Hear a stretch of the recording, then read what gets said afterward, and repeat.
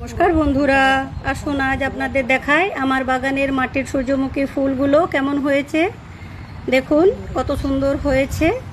টবের মাটিতে লাগিয়ে পর যে চারা গাছগুলো বেঁচে গিয়েছিল ওইগুলো এখানে লাগিয়ে দিয়েছিলাম। টবের ফুলগুলো বেশ বড় বড় সাইজের হয়েছে, আর এখানের ফুলগুলো ছোট সাইজের হয়েছে, কেননা এখানে বেশি রোদ পায় না, তো তাই পাশে বেল গাছ আম গাছ রয়েছে, একটু ছায়া হয়ে যায়, সেই জন্য ফুলের সাইজও ছোট হয়েছে। এই সূর্যমুখী ফুল সূর্য রশ্মিকে খুবই ভালোবাসে, আর যেদিকে সূর্য সেই দিকেই মুখ করে থাকে।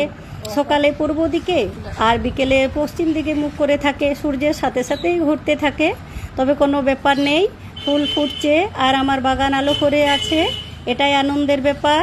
আর একটা মজার বিষয় হলো, এবার বীজ পরিণত হলে টিয়া পাখির ঝাঁক আসতে থাকবে এই বীজ খাওয়ার জন্য।